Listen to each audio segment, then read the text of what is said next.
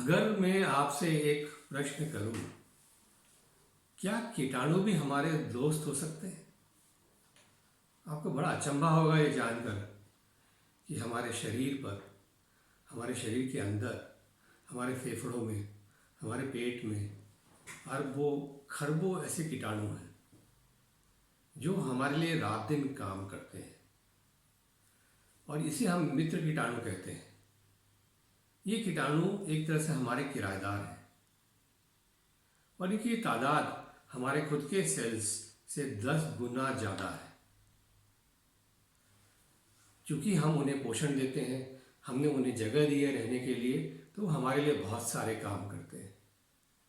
जैसे पूरे शरीर को मेंटेन करना, साफ सफाई रखना, इम्यून सिस्टम को गाइड करना कि कैसे काम करे, और हमारे लिए खास तरह से खाना पचाना और उसमें से पोषक तत्व निकाल निकाल के हमको देना। और भी बहुत सारे काम ये कीटाणु करते हैं। तो देखते हैं गट माइक्रोबायोम, लंग माइक्रोबायोम, इसका क्या महत्व है। आप यदि अपने आप को ध्यान से देखें तो आप देखेंगे कि आपके चारों तरफ, आपके शरीर के ऊपर, आपके शरीर के अंदर तरह तरह के कीटाणु हैं। तरह तरह के बैक्टीरिया है, फंगस है और भी तरह तरह के कीटाणु हैं। और ये कीटाणु इतने ज़्यादा हैं कि ये आपके कीटाणु से, आपके सेल से 10 गुना ज़्यादा सेल्स हैं। और इन्हें ह्यूमन माइक्रोबायोम कहा गया है। ह्यूमन माइक्रोबायोम उसको कहा जाता है कि जो हमारे हमारे अस्तित्व में हमसे 10 गुना ज़्यादा कीटाणु हम लेके चलते हैं। उसे ह्यूमन माइक्रोबायोम कहा गया है। अब हम सोच सकते हैं कि क्या हम इन कीटाणु को हटा सकते हैं? क्या हम कीटाणु को खत्म कर सकते हैं? जी, जरूर कर सकते हैं। यदि आपने खूब सारे सैनिटाइजर लगा लिया या आपने तरह तरह के एंटीबायोटिक्स खा ली, तो ये कीटाणु मर जाएंगे, खत्म हो जाएंगे। लेकिन फिर क्या होगा? फिर आप देखेंगे कि धीरे धीरे आप खुद कमजोर होते जा रहे हो, आप खुद बीमार होते जा रहे हो, और आपकी तबीयत बिल्कुल ठीक नहीं रहती। इनफैक्ट इन कीटाणु के बगैर हमारा जीना असंभव हो जाता है। कीटाणु कहाँ से आए? जब हम छोटे बच्चे होते हैं, माँ के पेट से निकलते हैं, तो माँ के पेट से निकलने का जो रास्ता है उसमें जितने कीटाणु रहते हैं वो हमें चारों तरफ से घेर लेते हैं, हमारे अंदर चले जाते हैं। और फिर धीरे धीरे जो वातावरण में कीटाणु हैं वो हमारे अंदर घर बनाने लगते हैं, और इस तरह से ये एक ह्यूमन माइक्रोबायोम तैयार हो जाता है। ये माइक्रोबायोम हमेशा हमारे साथ रहता है, और उसका अपना एक पैटर्न है, अपना एक कॉम्बिनेशन है और अपना एक बैलेंस है। इसका काम क्या है माइक्रोबायोम का? बहुत सारे काम हैं। जैसे कि हमारी इम्यून सिस्टम को ये एजुकेट करता है, दिखाता है कि कौन से कीटाणु खराब हैं।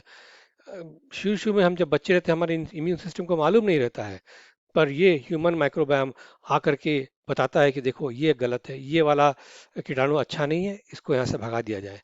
वैसे तो ये हमारे पूरे शरीर में रहते हैं, लेकिन सबसे ज़्यादा मात्रा में ये हमारे गट में रहते हैं, हमारे इंटेस्टाइन्स में रहते हैं, हमारे पेट के अंदर रहते हैं। और वहाँ पे ये तरह तरह की काम करते हैं, हमारे लिए खाना पचाते हैं, हमें अच्छे अच्छे पोषक तत्व खाने में से निकाल के देते हैं। ये दिखाते हैं, ये चेक करते रहते हैं कि हम कौन सा खाना कंज्यूम कर रहे हैं, उसको किस तरह से मेटाबोलाइज कर रहे हैं, कि हम फैट में कन्वर्ट कर रहे हैं।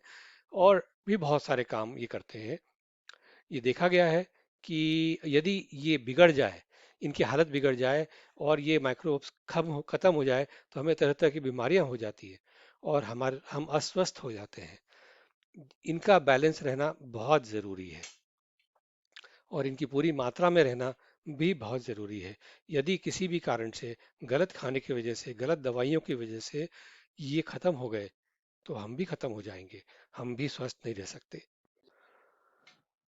तो हम किस तरह से हमारे माइक्रोब्स को, हमारे प्रोबायोटिक को स्वस्थ रखें? हम इन्हें अच्छा खाना खिलाएं, खुद अच्छा खाना खा के। और जब हम इनके लायक खाना खाएंगे, ये हमारे अंदर पनपेंगे और हमें स्वस्थ रखेंगे। ये बहुत ज़रूरी है समझना। क्योंकि यदि हमारे ऊपर, हमारे अंदर, सब तरफ ये 90% जो जिससे हम बने हैं, ये अगर अच्छे बैक्टीरिया हैं जो हमारे लिए काम कर रहे हैं, तो फिर हम स्वस्थ हो जाते हैं, हम मजबूत हो जाते हैं और हम तंदुरुस्त हो जाते हैं।